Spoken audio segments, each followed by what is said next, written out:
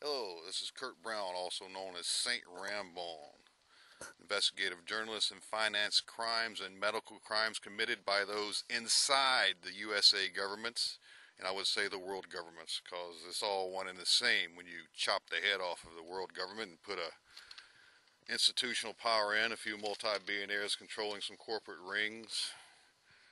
Let's see here. I want to talk about the government aims to trap you for gun ownership. Beware of gun ownership. If you were from the lower caste, you were probably not well liked. There's certain power structures in place. They've been that way since we were children. They will chop our heads off, as was evidenced by Vietnam. Now they are setting traps for guns. If you move your guns, make sure you have them hidden from view. If you do not, if you don't have them hidden from view and if you aren't doing it legally, they will torture you for this. They gave me forced injections in early 2001, but I had just conducted investigations for the FDIC, I suppose, for the dead regional director who was murdered and labeled suicide. I was doing it for myself. I wanted my job back. I wanted a higher level position. I proved to myself one thing: the government is corrupt. They don't care about us. Never got the higher level position, got blacklisted from federal government, which may or may not be a bad thing. I'm not sure at this point. I was given forced injections in early 2001, forced medical procedures, LAVA Westwood, for moving my guns. I had survived the attempt of my life in February and moving my guns in April. All of my belongings. I was moving out of the area of Alabama where I just reported Sheriff Jack Tillman for stealing inmate food funds, and I tried to do it in front of cameras, and he took my gun permit before I could get to the cameras. A few days later, they injected me. That was on April 23rd, 2001. They'll give you felonies for these guns if you own those guns. Do not bring them into California. I advise you to stay out of New York, Chicago, Washington, D.C. And if you have those guns, take them apart. Do not think those guns will defend you or protect you from those in power. It says he'll do forced medical experiments on people. Some of them are dead. That was at the LAVA Westwood. It's now a new hospital, changed to a new name, near the corner of Wilshire Boulevard and the 405 in Los Angeles.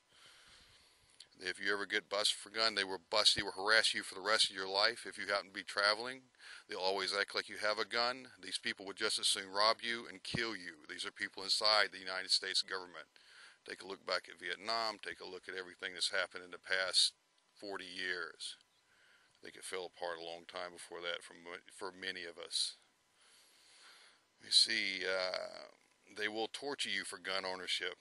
And I was in Flagstaff, Arizona. I was forcibly injected again, knocked unconscious. I'd rather just be killed rather than knocked unconscious. I was at Flagstaff Medical Center. I was doing some journalistic work.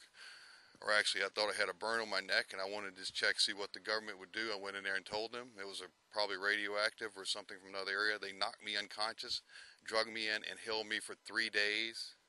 I didn't know if someone from the Federal National Treasury Employees Union or another agency may have done something to me. I was in extreme terror of them at that time. Do not ever go to work for the federal government. It's not what you think it is. It's not worth dying for. It's not worth fighting for. Just the other day, and here in 2011, January 2011, I was driving past Flagstaff, Arizona. I saw a man on the side of the road, remarkably looking like my father. This is the ironic thing. He had a brand new truck there, and attached to that was a trailer to haul another vehicle. He was pounding on his heart like his heart had been snatched out, and he was moving his hand up and down in his pocket, meaning perhaps one of several things. I often look for signs, or signs from God in a way. Directions on the signpost.